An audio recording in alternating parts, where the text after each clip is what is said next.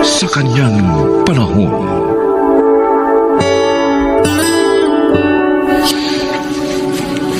Likas sa tao ang kahinaan, kaya naman laging kailangan ang payo ng kapwa, lalo na ng mga sa kanya'y nagmamahal. Mga kaibigan, narito po ang naging karanasan ni Marisa sa ating dulang sa kanyang panahon.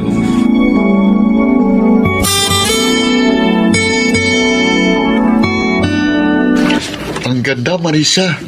At kumpleto pa sa mga kasangkapan. Natutuwa naman ako at nagustuhan mo tong titira natin. Salamat. At pumayag kang magsama na tayo. Kahit wala pa akong trabaho. Dahil mahal na mahal kita, Andrew. At gusto ko, lalo kang matulungan at maasikaso. Hayaan mo. Kapag may trabaho na ako, babawi ako sa'yo. Promise.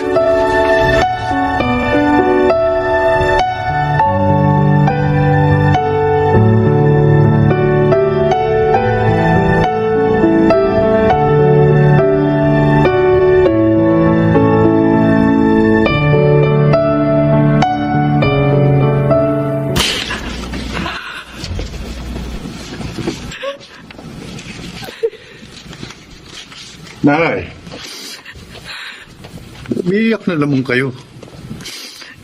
Nag-aalala ako sa kapatid mo, Nilo. Mahigit 1 week na siyang wala rito sa inyo. Hanggang ngayon, hindi pa rin kayo nasasanay. Hindi ako maaaring masanay. Anak, lulukuhin lang siya ng lalaking yun. Sasaktan ang damdamin. Wala na tayong magagawa. Hindi siya nakinig sa mga payo natin.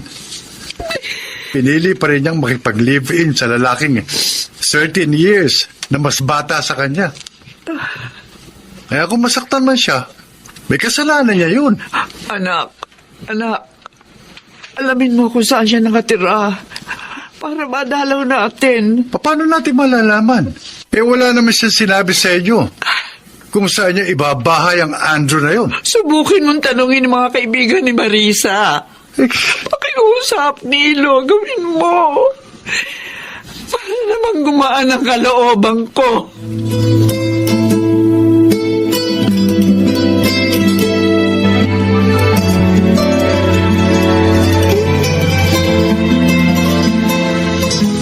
Sarap nitong alak ng dala mo, Andrew. Pati itong pulutan. Siyempre, mucho ngayon ng tropa mo, Dandy. Iba talaga pag may sugar, mami. Laging madatong. Tama. Sa sweldo nga ni Marisa, ipapamili niya ako uli. Magpapabili na rin ako ng mamahaling relo at cellphone. Pre, talaga bang pera lang ang gusto mo sa kanya? Oo naman, oh. Dahil ayoko sa matandang dalaga. Kaya ikaw, humanap ka na rin ng gaya ni Marisa para lagi kang may datong. Oh. Turuan mo muna ako kung paano magiging kasing bangis mo.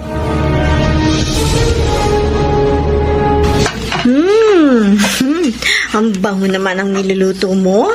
Parang ang sarap Ay, talagang sinarapan ko to. Para naman ganaan si Andrew. Mamaya magdi-dinner kasi kami. Mansa rin namin ngayon eh. Wow, isang buwan na pala kayo nagsasama, no? Ay, kumusta naman?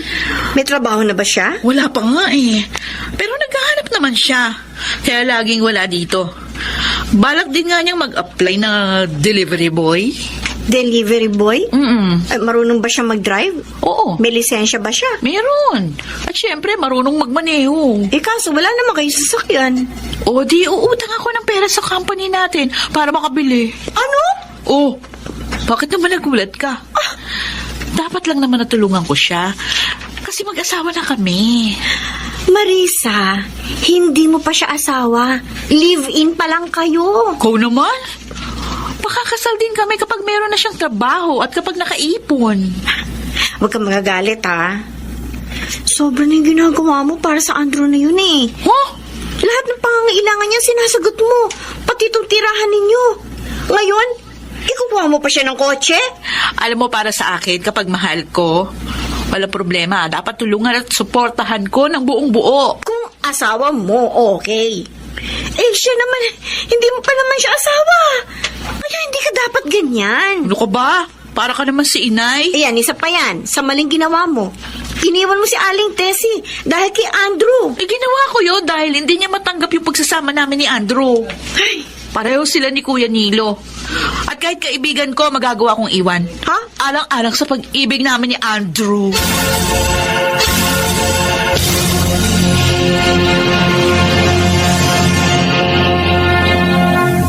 Talaga, Andrew? Binigay na ni Marisa sa'yo ang perang pambili mo ng kotse? Oo, sabi, Dandy.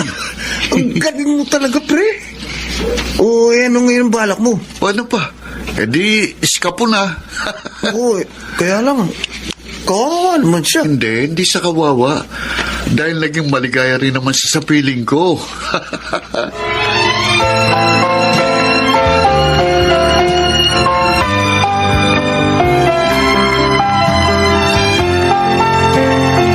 Heto na po ang address, Aling Tessie, Nilo. Uy, salamat, Nancy. Ha? Huwag niyo nalang babanggitin sa kanya na ako ang nagbigay sa inyo, ha? Talagang ayaw niyang ipaalam sa amin kung saan sila nakatira. Eh, para daw matahimik sila ni Andrew. Ang anak ko. Nabilog na talagang ulo niya ng Andrew na yun.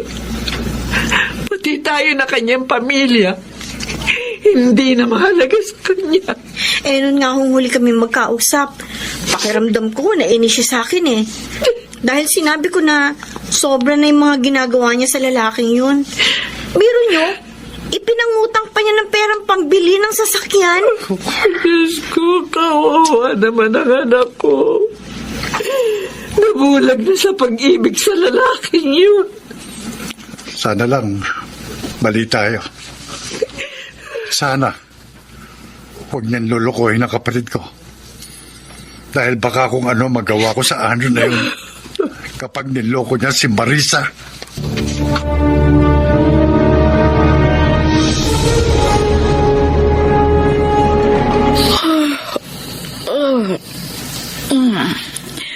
Tinanghali ako ng gising ha.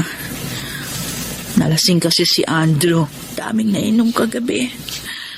Pinagod pa niya ako. Bakit wala na siya dito sa tabi ko? Ay, makabangon na nga. Baka nasa kusina siya.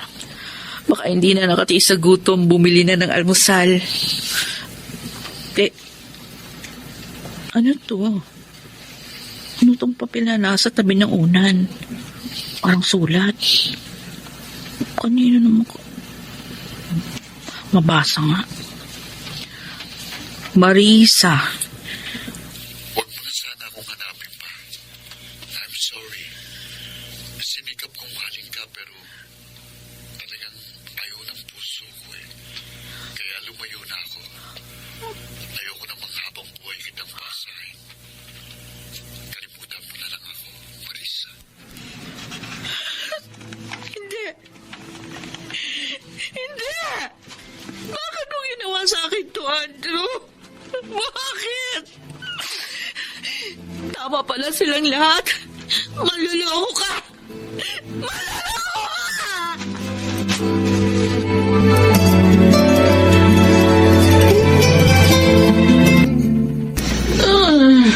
At yun palang dahilan. Kaya ilang araw ka nang hindi pumapasok sa office. Bakit niya ginawa yun sa akin, Nancy? Minahal ko naman siya ng sobra-sobra. Yon ang dahilan. Kaya kanya naloko.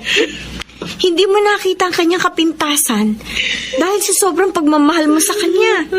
Walang iya siya. Napakasama niya.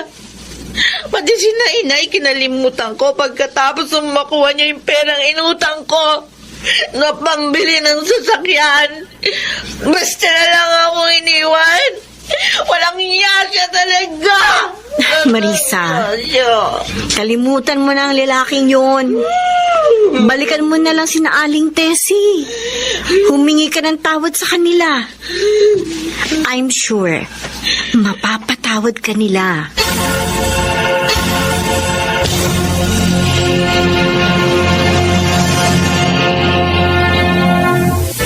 Iniwan na po ni Andrew si Marisa. Tumakas po. Tanga yung perang inutang ng kaibigan ko para pambili ni Andrew ng kotse. Ano? Diyos ko. Kawawa naman ang anak ko. Ibinaon sa utang ng walang hiya. Hahanapin ko lalaki yun. Papatayin ko siya. Anak, huwag mong gagawin yan. Masisira ang buhay mo at ng pamilya mo. Tama si Aling Tessie, Nilo. Pababayaan na lang natin ang kaapihan ng kapatid ko. Anak, hindi natutulog ang Diyos. No. Hindi man tayo makaganti. Siya ang gagawa noon. Kaya wag mo nang dungisa ng mga kamay mo. Puntahan niyo na lang po si Marisa. Lagi po siya naglalasing mula nang iwan siya ni Andrew. Pati nga po trabaho niya, napabayaan niya na eh. Nag-aalala ako na baka makaisip pa siyang gumawa ng masama dahil sa labis na kalungkutan.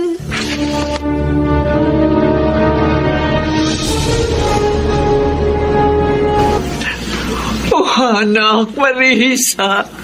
Marisa, Inay, Kuya Neil, Bakit hindi ka bumalik sa bahay? Iniwan ka na pala ng lalaking yun. kung hindi pa kami naparito, hindi namin malalabang may sakit ka. nahihiya ako sa inyo. Nay, Kuya, hindi ako nakinig sa mga payo niyo. Minahal ko si Andrew sa kabila ng malaking agwat namin. Nakipaglibin ako kahit ayaw niyo. Nagpadaig ako sa kahinaan ko. Kaya eto, niloko ako. Iniwanan pa ng malaking pagkakautang. Mababayaran mo rin ang utang na yun, Marisa. May pagkakataon ka pang makabangon. Tutulungan ka namin, anak. Parang hindi ko na kaya. Napakasakit. Kaya mo yan. Ilapit mo lamang sa Diyos ang laman ng puso mo. At maghintay ka lamang. Pagagalingin ng may kapal ang sugat ng iyong puso.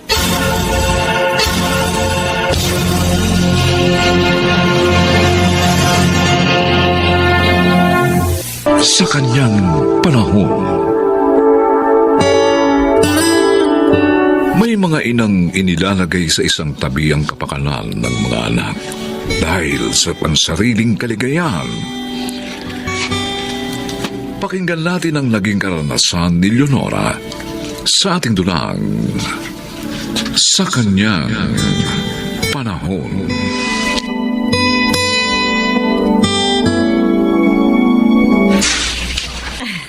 Nagustuhan mo ba ang luto ko, Emilio? Oo naman, mahal. Ang sarap. Pero siyempre, ikaw ang gusto ko. Oh, ikaw talaga. Lagi mo na lang akong binubola. Totoo ang sinasabi ko, Leonora. Gusto ko nga sana magsama na tayong dalawa. Para dito ka na lang titira sa bahay ko. At kahit anong oras, pwede kitang lambingin. Ikaw talaga. Gusto mo nang magsama na tayo? Oo, sabi mahal. Kaya kunin mo ng lahat ng mga gamit mo sa inyo. Dito ka na sa piling ko. Kaya lang, ang bunso kong anak baka hindi siya sumama sa akin. Hindi, iwan mo na lang siya kay Aling Tendeng. Kasi hindi ko naman siya kayang buhayin. Ikaw lang ang kaya ko.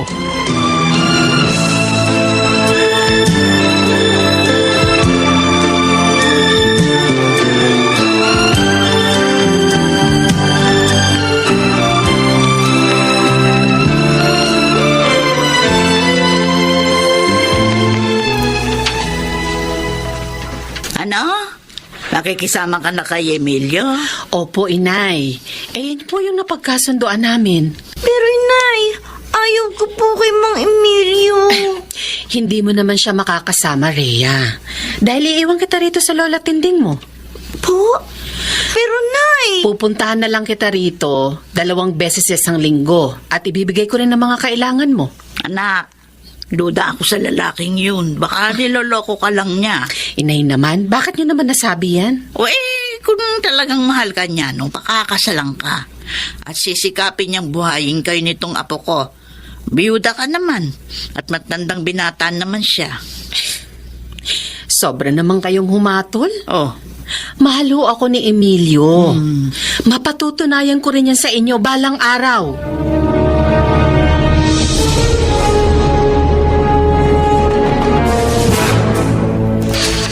Nakukunin mo itong mga dala kong grocerya. Bigas, Rhea. Dalhin mo sa kusina, ha? Opo, Chong. Dito na po muna kayo.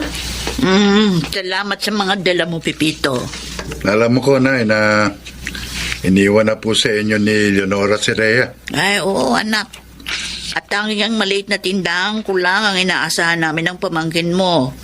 Eh, noong una, nakakapagbigay para kay Rhea ang bunso mong kapatid. Pero nitong mga nakaraang linggo nagkukulang na. Baka ho siya na ang bumubuhay sa kinakasama niya. Babaeng yun talaga, oh. Matanda na. Pabigla-bigla pa ng pasya. Ang iniisip ko ngayon, paano yung pag-aaral ng pamangkin mo? Kapag nagtagal pa ng pakikisama sa lalaking yung si Leonora.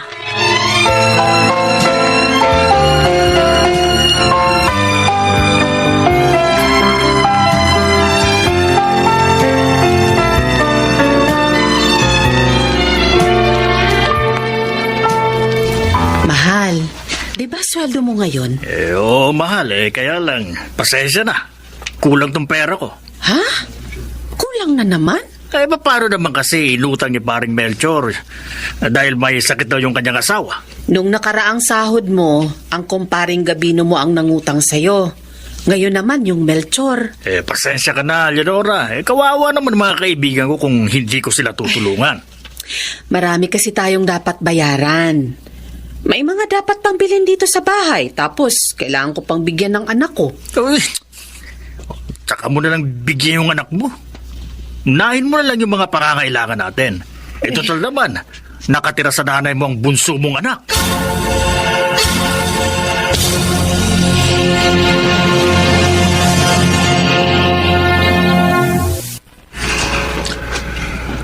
Mabuti naman.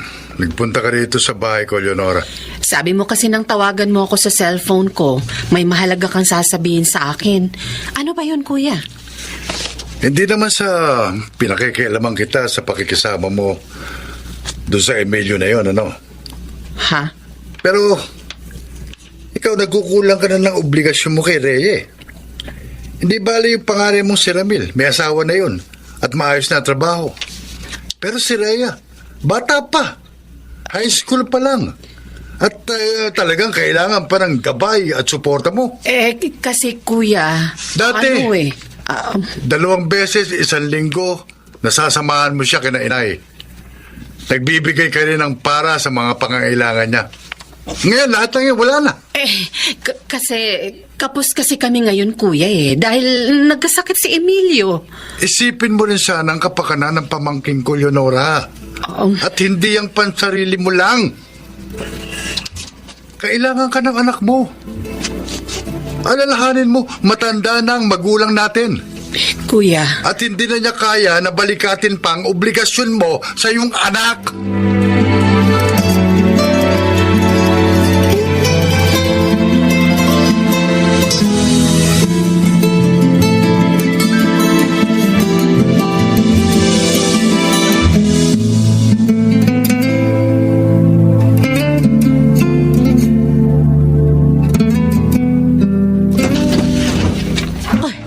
Rhea? Nay, Ay, bakit ka narito? kasi po kailangan ko na pong magbayad sa librong bibiling ko para sa isa ko pong subject. Hindi naman kayo nagpupunta sa bahay Kaya sabi ko kay Lola, ako na lang pupunta dito. Ay, nako. Anak, pasensya na ha. Wala akong pera ngayon Pero Nay, ako na lang pong walang libro sa amin. Nahihirapan na tuloy akong gumawa ng assignment. Manghiram ka na lang muna sa iba. Tapos, babayaran ko na lang sa sahod ko. Kanino po ako manghihiram? Sa tiyo Pipito mo. O kaya, sa kuya mo. Tawagan mo siya. Ba't ganun, Nay? Pag sa akin, wala kayong pera. Pero pag kay Mang Emilio, meron. Hindi na po po ba ako mahalaga sa inyo? Tumigil ka na nga. Sige na, sige na. May gagawin pa ako.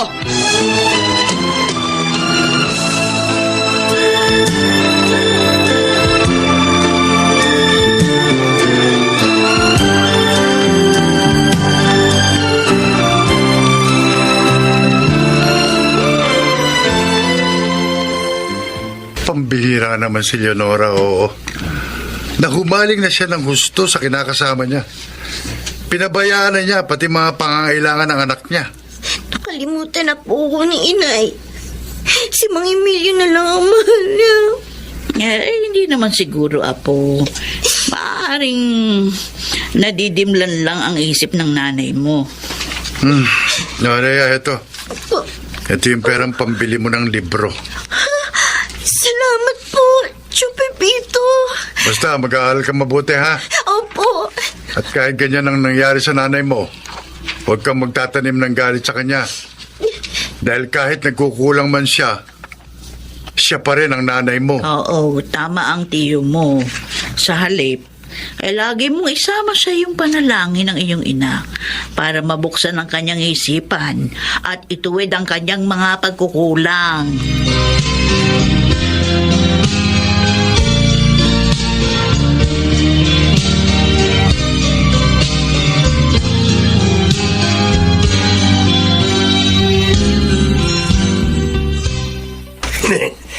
Bilib talaga ako sa iyo, paring Emilio. Ang dali mong napapaniwala si Leonora sa mga alibay mo. Uy, siyempre. Ako pa. Magaling ako eh. Magaling magdahilan. Magaling pa magromansa. Ano sinasabi mo pag umuwi ka ng lasing? Hindi, nilibre ako ng barkada. Oh, lusot, di ba? Husay mo talaga, oh. May parausa ka na, may alilat palabigasan pa. Ikaw na maging gwapo, Gabino. Uy, paano kung magalit na sa'yo si Leonora at hiwalayan ka? Di niya magagawa yun. Alam mo, sobrang patay na patay sa akin yun. Kita mo naman, sumama sa akin kahit walang kasal. Iniwan pa ang anak niya. Patay na patay sa akin yun eh.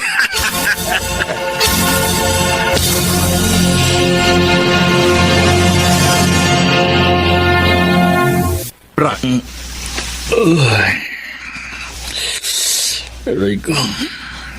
Sakit ang ulo ko. May hangover na naman ako. Nasaan kaya si Leonora? Mahal! Mahal, pagtimpla mo ako ng kape. Mahal! Magtimpla ka mag-isa mo! Hoy!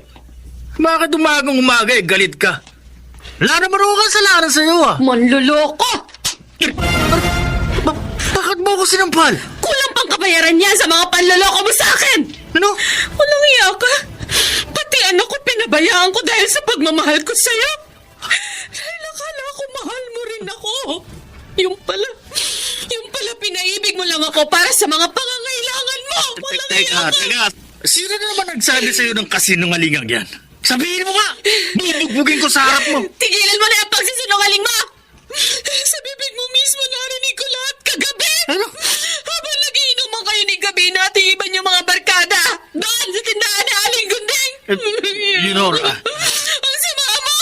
Makasarili ka!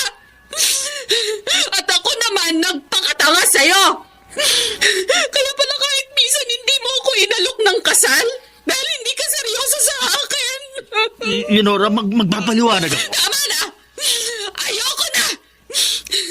Itutuwid ko na lang ang katangahan ko! Maghiwalay na tayo!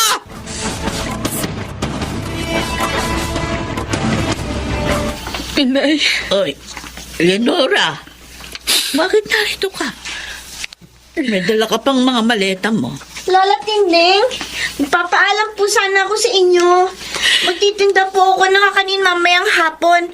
At, Nay, Bea, narito po pala kayo. anak, patawarin mo ako.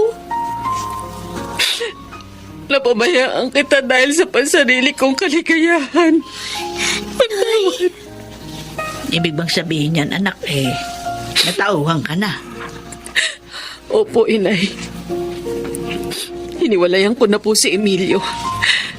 Nalaman ko na niloloko lang pala niya ako. Kaya lumayas na ako sa bahay niya.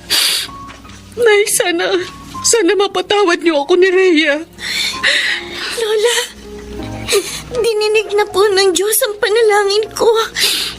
Ibinalik niyo na si Nay sa akin.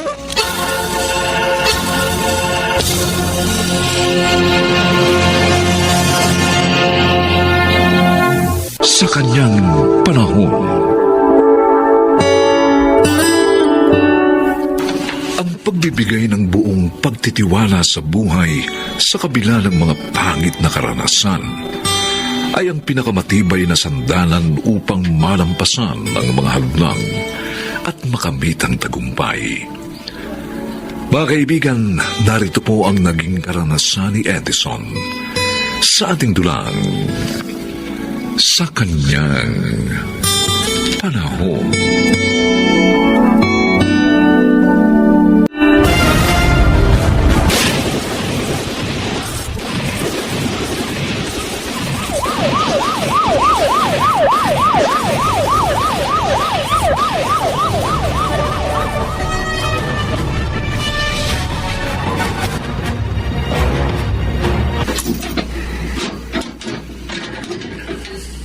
O sige, pumasok ka na sa selda. Ngayon, napatunayan mo na hindi dapat inilalagay ang batas sa sarili mga kamay. Pinatay niya ang aking ama dahil lamang sa hindi pagsunod sa kanyang baluktot at patakaran sa mga manggagawa sa pier. Kung 10 man ang buhay niya, 10 beses ko rin siyang papatayin. Oh. Ang ganda pa naman ng profesyon mo. Isa ka palang mahusay na photographer.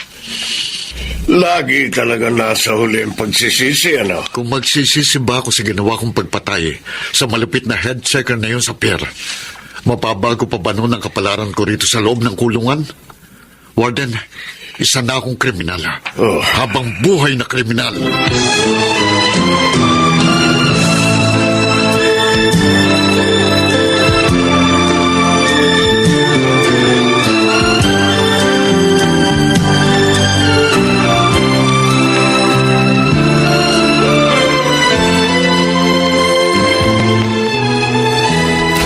Mami, bakit po nililigpit niyo yung mga gamit natin? Kasi doon na tayo titira sa lola Celia mo. Oo, Apo. Sama-sama na tayo roon sa malaking bahay. Tayo ng mami mo. At saka para mabantayan kita sa mga araw na papasok sa trabaho niya sa bangko ang mami mo. Pati po si Daddy. Aba, siyempre. Kapag nakalipat na kayo ng mami mo ron, saka naman susunod sa inyo ang daddy mo. Ang mabuti pa siguro, anak, ilagay mo na rin lahat yung mga laruan mo sa malaking bag na nasa kwarto mo, ha? Para mamaya, bibit-biting ko na lang yon kapag umalis na tayo. Okay po, Mami. Ako na pong bahala sa mga toys ko. O, sige na, Apo, ha? Takbo ka na doon sa kwarto mo. Para madali din ang pag-iimpake namin ng mami mo. Opo. Ang mahirap sa sitwasyon namin ngayon mag-ina. Paano ko sasagutin yung mga itatanong pa ni Hazel tungkol sa daddy niya? Lalo na kapag hindi na talaga niya nakita. Pagkakapatay sa lolo niya. At sa pagkakakulong naman ni Edison sa City Jail. Pareho tayo nawala ng mabubuting haligi ng tahanan. Ang sakit-sakit, inay. Kung bakit may mga taong tinik sa dibdib ng kanilang kapwa. Mga taong mapagsamantala. Inaabuso ang kabutihang loob ng iba. Hanggang kailan ba nila gugulihin ang mundo para lang sa kanilang kapakanan?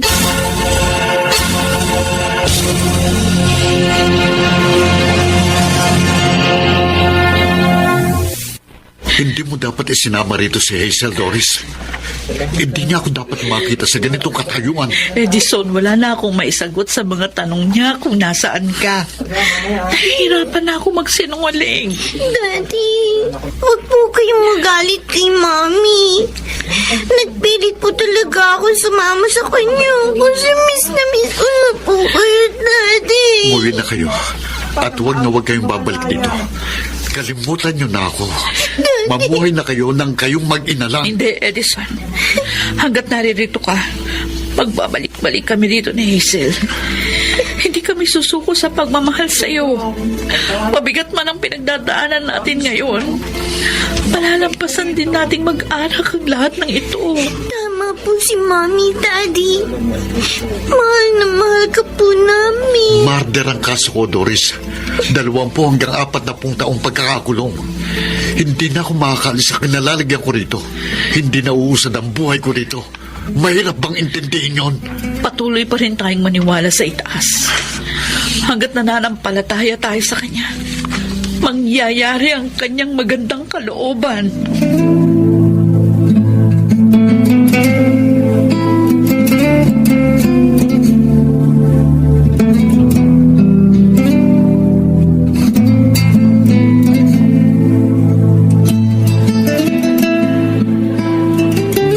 Sir, ano po ba ang sabi ng aking anak? Mrs., wala na po akong magagawa. Oo, Ayaw po talagang lumabas ng selda ni Edison. nag-aalala po kasi ako sa kalagayan niya. Magmula po kasi nang mapatay ang kanyang ama hanggang sa makulong siya rito. Hindi ko na po nakita at nakausap ang aking anak. Kung sa kalagayan lang niya rito, wala ho kayong dapat ipag-alala. Tinitiyak po namin ang mabuti at maayos na sitwasyon ng mga preso rito. May pangangako po namin yan sa inyo. Sige po, sir. Maraming salamat po. Panghahawakan ko po yung mga sinabi niyo. Sa ngayon ho, nasa kakulangan pa ng pagtanggap sa mga nangyayari sa kanyang sarili ang anak nyo. Pero sa huli, matutuklasan din niya na ang sarili niya ang pinakamalupit na humuhusga sa mga nagaganap sa kanya. Kaya bigyan muna natin siya ng panahon.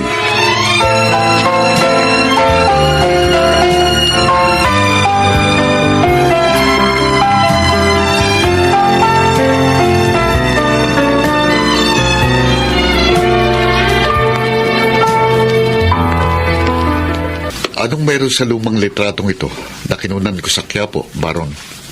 Ito. Sobrang may lamang cash. Pero hindi ko alam kung magkano, Edison. Ano nga? Anong kaugnayan ng laman ng sobrang yan dito sa litratong ito na simpleng pagbibigay lang ng limo sa isang pulubi sa Quiapo? May isang mahusay na painter artist na naka-spot sa litrato mong yan sa ginawa nating photography website. Sakto. Ang cellphone number ko ang una niyang nakontak. Nagkita kami. Binayaran niya ang litrato mo. Di ba sinabi ko na sa'yo wala na akong pakialam sa photography website na yon? Kaya lahat ng perang papasok doon sa'yo na. Malaki rin man ang oras at pagod mo na na-invest mo ron. Pero Edison, hindi lang pera ang pinag-uusapan dito. Ang pinaka-nakatutuwa, ginawa pala niyang mural painting sa kahabaan ng Makapagal Boulevard ang litrato mo. Sa lahat ng dumadaan doon, mga taong naglalakad, mga nakasakay sa sasakyan, humahanga sa konsepto ng mural na likha ng photography mo. Kaya ang punto mo ng pagpunta rito, magpatuloy ako sa photography. Ganon ba, Baron? Umiinog pa ang mundo, Edison.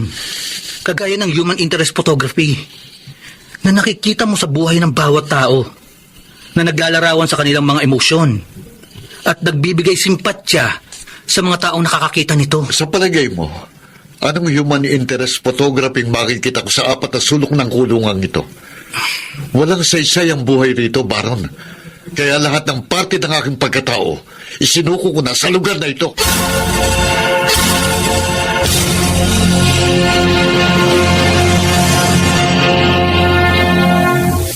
Bah, di kalidad pa itong camera mo, ha, Edison? Mukhang madaling gamitin dahil may kompletong control sa pagtuon at pagkakalantad ng iyong subject. Alam po ninyo, Warden, hanggang ngayon hindi pa rin ako makapaniwalang papayagan niyo kung kumuha ng human interest photos dito sa loob ng kulungan. Pero tandaan mo, May mga restriction pa rin at kailangang masuri mo ng lahat ang mga ilalabas mong retrato, ha? Opo, Warden. Talaga naman pong kayong unang-unang makakita ng mga subject ko. Nakita mo yung isang preso na hinahagisan ng mga tirang pagkain ng mga anak niya na nasa labas. Oo. Mula sa mataas na pader ng kulungan. Araw-araw niyang ginagawa yun.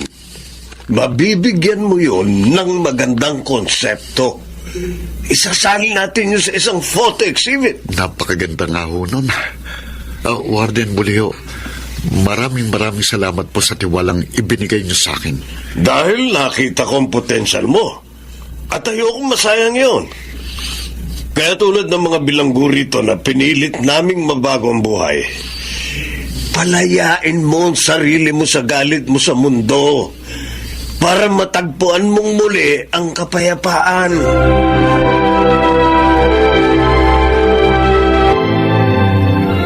Talaga po, Lola? Isasama po ako ni Mami sa pagdalaw ngayon kay Daddy? Oo, Apo. Kabilin-bilinan kasi ng daddy mo na huwag kang hindi isasama. Dahil miss na miss ka na raw niya. Yay! Mayayakap! Saka mahalikan ko na rin ang daddy ko. Miss na miss ko na rin po siya, Lola. Oh, siya. Eto na yung backpack mo. Nandiyan na lahat ang kailangan mo. Yung panyo, tubig, biskwit, saka candy, saka mahilo ka sa biyahe. Opo. Basta ano man ang mangyari, Apo, ha? Huwag kang hihiwalay sa mami mo. Kapag nasa labas kayo, ha? Kumapit kang mabuti sa kamay niya. Opo, Lola. Tatandaan ko pong lahat yung mga sinabi ninyo.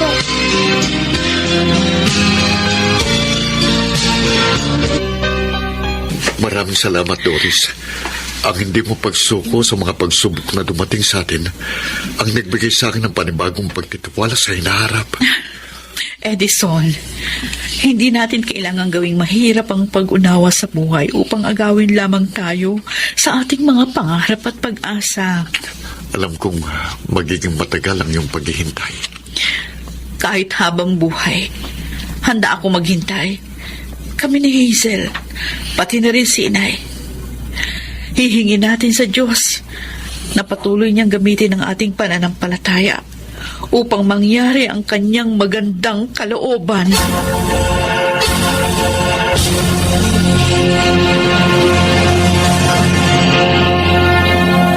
Sa kanyang panahon,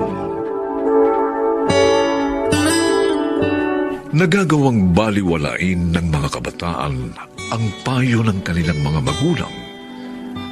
Yun ay dahil sa katigasan ng ulo at kapusuan. Kaya naman kadalasan, sila ay nasasadlak sa kapahamakan. Narito po ang naging karanasan ni Rofa sa ating dunang sa kanyang panahon.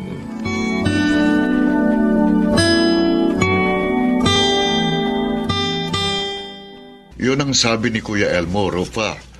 May papasok ka raw niya doon dahil kilala niyang naghahanap ng kasambahay. Ito yun naman eh. Oh. Ayoko nga maging katulong. Hindi naman ako sanay sa mga gawaing bahay eh. Sa anak ko nga lang, hirap na ako mag-alaga. Papasok pa ba akong katulong? Pambira naman si Tio Elmo. Oo ka nang mainis. Gusto lang niyang matulungan kang kumita. Oo nga naman, anak. Para din yun sa inyo ng anak mo. Ay naku, bigyan niyo na lang ako ng perang magagamit ko sa pag-apply ng trabaho. Papasok ako kahit sales lady sa mall. Eh, tsak naman matatanggap ako eh. Dahil maganda at matangkad ako. Eh, paano ang baby mo? Sinong mag-aalaga?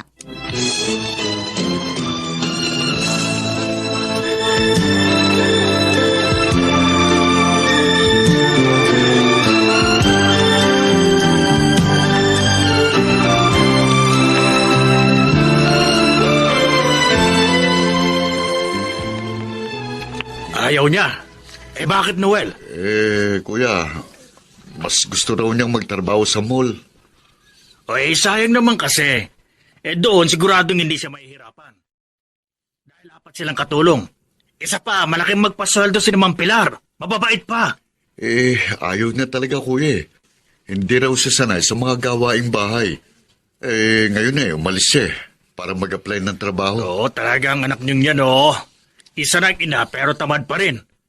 Sana lang, hindi siya mapahamak sa napili niyang trabaho. O di, paano ngayon yan? Di si Gina ang nag-aalaga sa apo ninyo. You mean, hindi pa tayo uuwi, Rufa? Oo, Jeanette. Magmimerienda muna tayo. Ililibre mo ako? Sa bagay, hindi mo pa ako naililibre sa pagkakapasok ko sa'yo dito sa mall. Pero okay lang yun.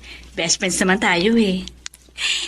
Hindi ako ang manlilibre, Janet. Hindi ikaw? Eh sino? Tayong dalawa lang naman ang narito sa fast food. Si Orly, ang boyfriend ko. May boyfriend ka na uli? Ikaw ha? 2 years pa lang nga nakakaraan mula nang maloko ka sa pag-ibig. At 1-year-old naman ang baby mo. And then may boyfriend ka na uli? Ano ka ba? Siyempre move on na dapat.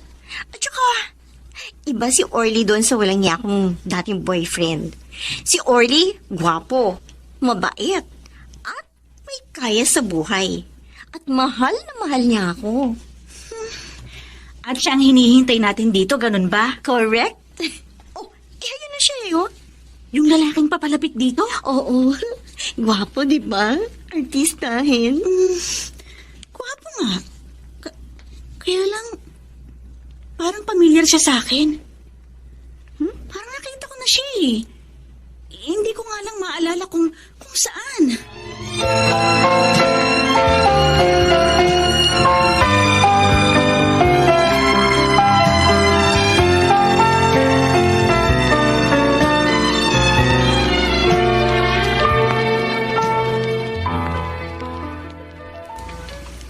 Kung ayaw mo na dito sa park, di manood na lang tayo ng sine.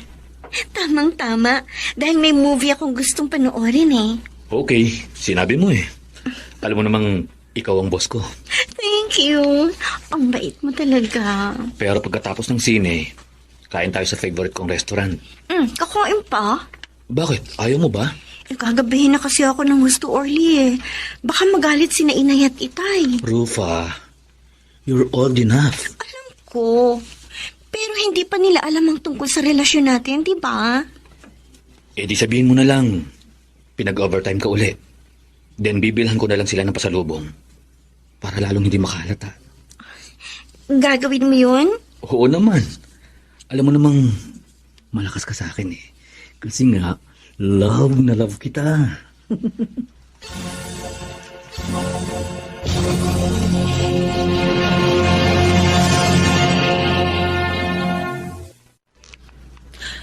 Baka naman nagkamali lang si ate, Kuya Elmo. Siya nga naman, kuya. Kasi wala namang nababanggit sa amin si Rupa na may bago siyang nobyo. Ganun din naman noon, ah. Nalaman nyo na lang na may nobyo na ang pamangkin ko nung nabuntis na siya. At iniwan nung walang hiyang Efren na yon.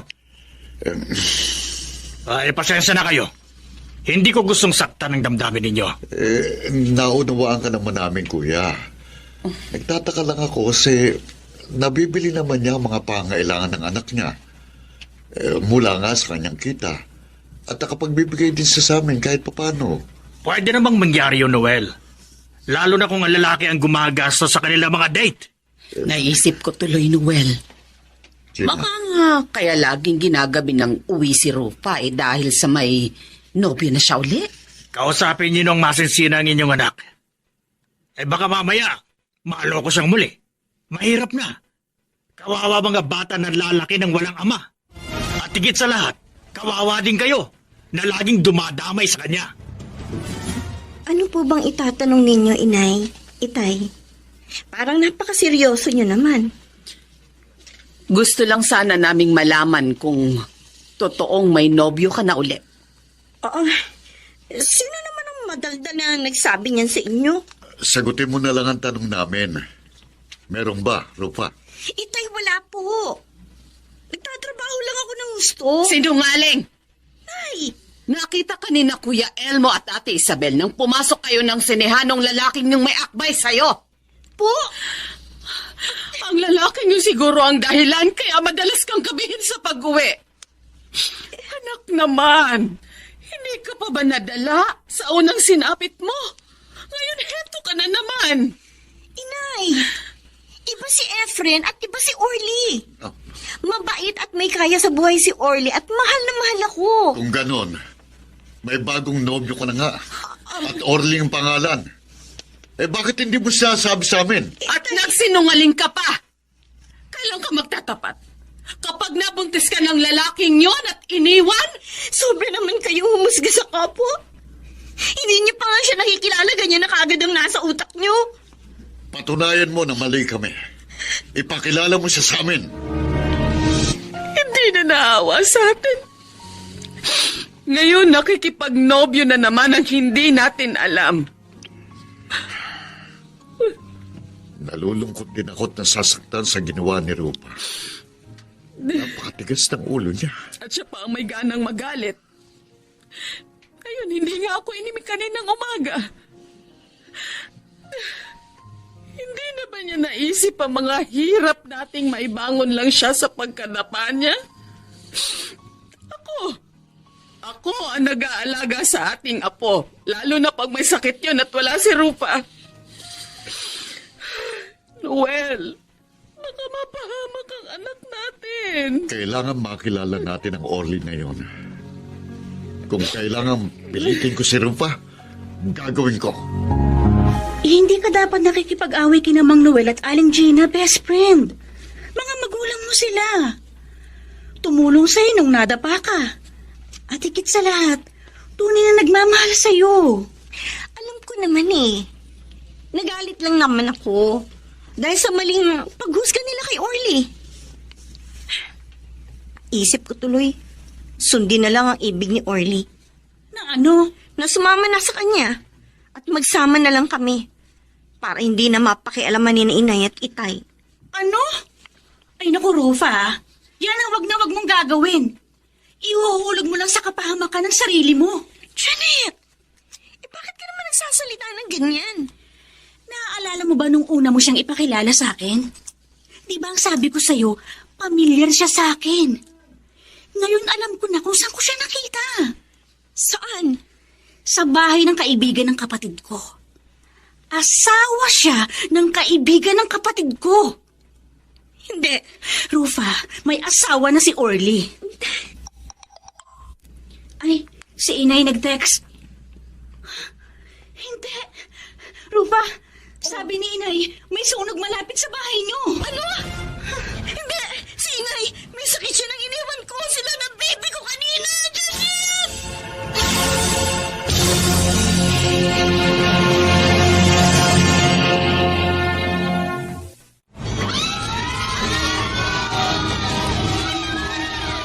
Oh, Diyos ko! Ang laki na ng sunog! Ang laki na ng bahay namin! Inay! Inay! Paraan niyo ako! Kailangan makita ko sino yung anak ko! Inay! Rupa! Rupa! Salamat at narito ka na. Julian po! Sila Inay at si Maybe! Iniwan ko sila kanina dyan sa bahay! May sakit si Inay, John! Nasa loob ba sila? John, sumagot kayo! Please! Uminahon ka. Ligtas sila. Nakalabas sila bago pa nasunog ang bahay nyo. Salamat po! Salamat po, Diyos ko! Salamat po!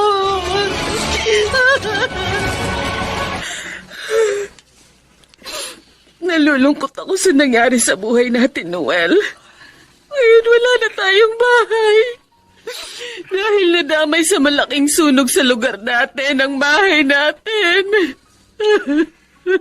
Nalulungkot din naman ako. Pero dapat pa rin tayong magpasalamat. Dahil maluwag itong bahay ni Kuya Elmo. Napatuloy nila tayo rito. Isa pa, ligtas kayo ng apo natin. Tama po si Itay, Inay. Kayo po ni Baby higit na mahalaga. Rufa, Kung may nangyari po masama sa inyo, hindi ko po mapapatawad ang sarili ko. Sorry po, Inay. Ay, naging matigas ang ulo ko. Naging mapusok po ako. Kaya madalas ko kayo nababaliwala. anak. Kabutihan mo lang naman ang hangad namin. Kaya ka namin pinagsasabihan. Nangunawaan ko na po kayo ni Itay, Inay. Sana po, mapatawad po ninyo ko. At pangako po, hindi ko nababaliwalayin ang inyong mga payo. Magbabago na po ako. Mga magulang mo kami, anak.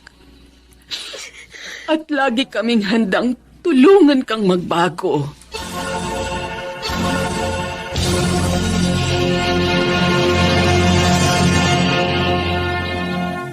Sa kanyang panahon, may mga nilikhang bata pa lamang ay nakaranas na ng hirap sa buhay. Bukod pa sa kanilang pasanin at hanggang sa paglaki, ay waring mailap sa kanila ang ginhawang inaasam. Ito po ang naging karanasan ni Ronald sa ating tunang sa kanyang panahon. Ang dami mong dalang tinapay, Ronald. Ayos yan, Elma. Para marami tayong makain habang nagkukwentuhan. Pasensya ka na, ha? Ikaw pang nagpapamerienda sa akin. Okay lang yun. Alam ko namang wala kang may papakain sa akin eh. Salamat sa pangunawa. Ay, kumusta nga pala yung pag-aaral mo? College ka na. Medyo mahirap. Dahil hindi na pwede yung paisi-isi ka lang katulad ng high school. Isa pa, alam mo naman di ba? Nagtatrabaho ako. Tuwing Sabado at Linggo, nagmamasaya ako para may panggastos. Bilib nga ako sa iyo eh. Ang sipag mo. Kailangan eh. Maliit lang naman ang allowance na tinatanggap ko doon sa foundation na tumutulong sa akin. Pero malaking bagay din. Yung mura ang tuition dyan sa university na pinapasukan mo. Oo nga eh. Paano ka nga pala nakaka-cash up sa mga lecture nyo? May dala akong tape recorder palagi. Tinitape ko yung mga lecture ng mga professor namin. Pagkatapos yung mga test ko naman, pinapasulat ko na lang ang mga sagot ko. Pero siyempre, nakikipag-usap din ako sa mga professor para malaman nila na kaya ganito ang ginagawa ko ay dahil bulag ako. Bilib talaga ako sa tiyaga mo. Sana nga, makatapos ka ng course mo.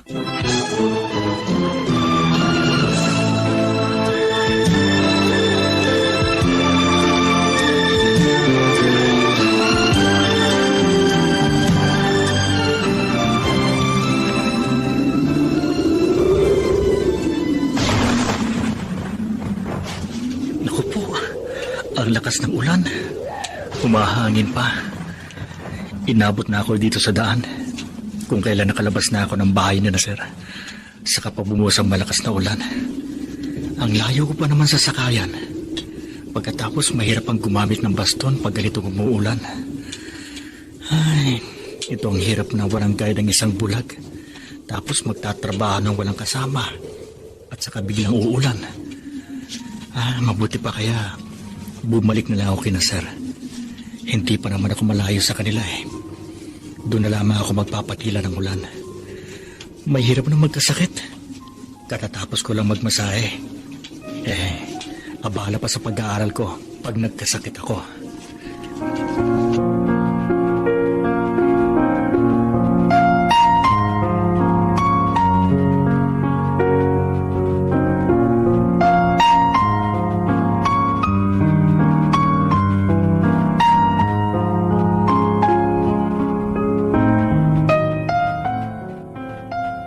Para po sa akin ang damit at sapatos na ito, Tay. Oo, anak. Gamitin mo sa graduation mo. Di ba sa makalawa na yon? Opo. Sana po, Tay. Dumalo kayo. Abay, oo naman. Ang totoo, masaya ako sa tagumpay mo. At hanga ako sa iyo, anak. Dahil kahit hindi kita sinuportahan, nagawa mong matapos ang iyong kurso sa sariling sikap. Itay. Anak, patawarin mo sana ako sa naging pagkukulang ko. Akala ko kasi hindi ka na dapat pag-aralin dahil nga hindi ka naman nakakakita. Pero maling-mali pala ako. Ano nga naman ang magiging kinabukasan mo kung hindi ka nag-aral? Salamat na lang, hindi ka nagpapigil sa akin. Dahil gusto ko po talagang magtagumpay, Itay. At ang mga pagpigil niyo sa akin, yun ang isa sa mga naging inspirasyon ko sa pag-isikap. Kaya utang ko pa rin po sa inyo ang aking tagumpay.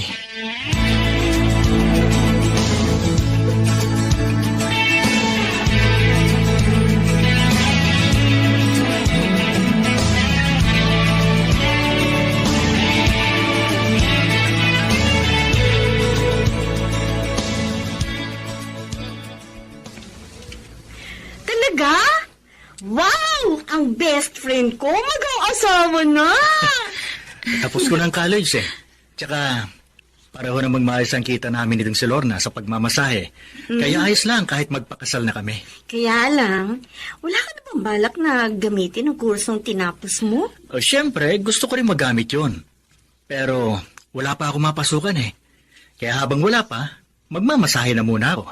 Tama si Ronald, Elma. Ang importante, pareho kaming may trabaho. Okay ba naman sa inyo na mag-asawa ka, Lorna? Oo naman.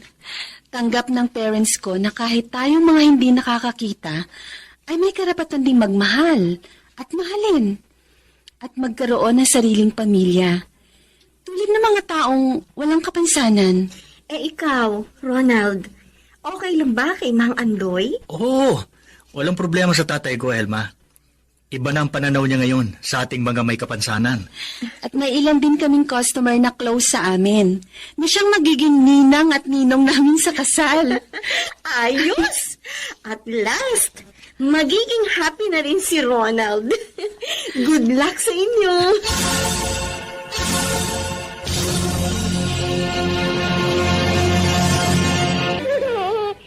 Aba.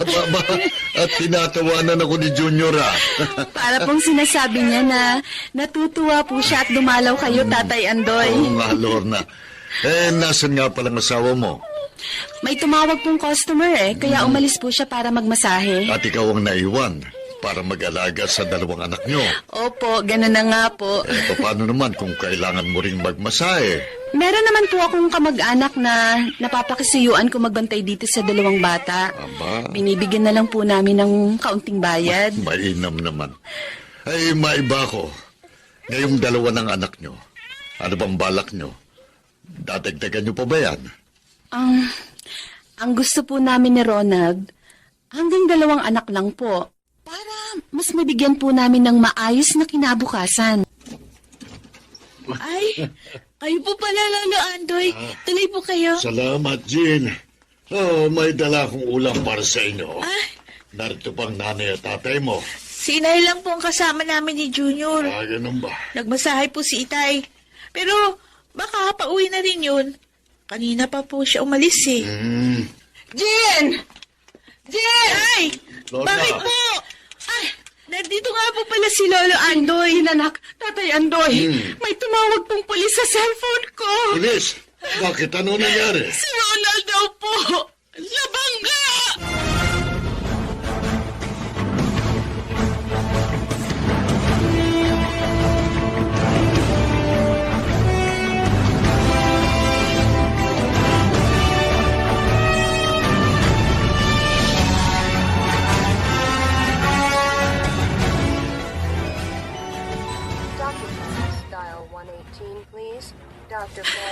Ronald, kumusta ang pakiramdam mo?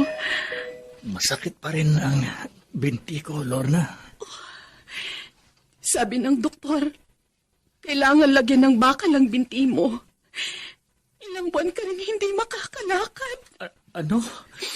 Oh, Diyos ko. Paano na ngayon ang pamilya ko? Nag-aaral pa naman ang mga anak ko. Sabi ng nakabangga sa'yo, tutulungan ka raw niya sa gamutan mo. Pero Lorna, siguradong magigipit pa rin tayo. Dahil ikaw lang ang magtatrabaho. Bakit naman ka nito? Hanggang ba sa mga anak ko, hirap pa rin ang ipaparanas ko. Tama na. May awa ang Diyos. Makakaraos din tayo.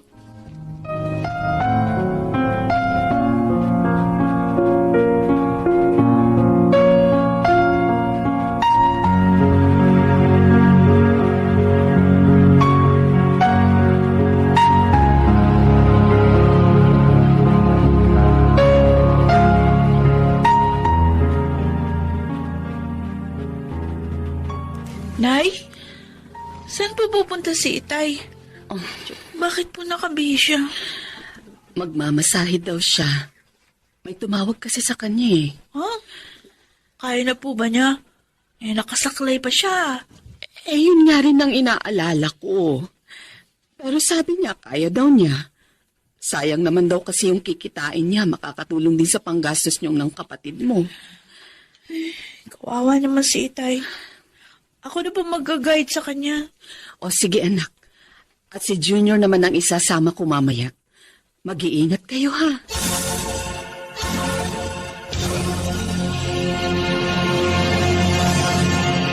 Maganda yung lugar na nakita ko, Junior. Palagay ko, mas kikita si na Inay at Itay pag doon na palagay yung massage clinic nila. Magkano naman ang down payment? Tingin mo kaya natin? Oo. Dalawa naman tayong maghahati. Sige, kunin na natin. Sana magustuhan nila ang gift natin sa wedding anniversary nila. Oo nga. Isang massage clinic para sa ulirang mga magulang na sa kabila ng mga hirap at kanilang kapansanan, sinikap tayong maitaguyod.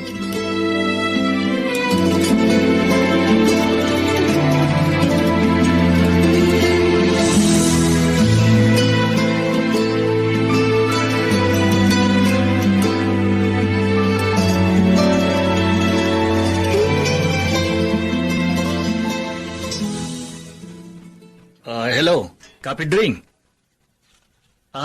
Kaya palang matagal ka nang hindi nakakaluwas ng Manila. Ano bang sakit mo? Ano? Sige. Magpapadala ako ng tulong sa'yo. Huwag ka nang malungkot. Bukas makukuha mo na yon. Sige, magpagaling ka ha. Bye. Ano raw ang sakit ni Pedring, Ronald? Sakit daw sa puso. Ha? Oo, sabi ko, magpapadala ako ng tulong para sa gamot niya. Kawawa rin naman tauhan natin yon.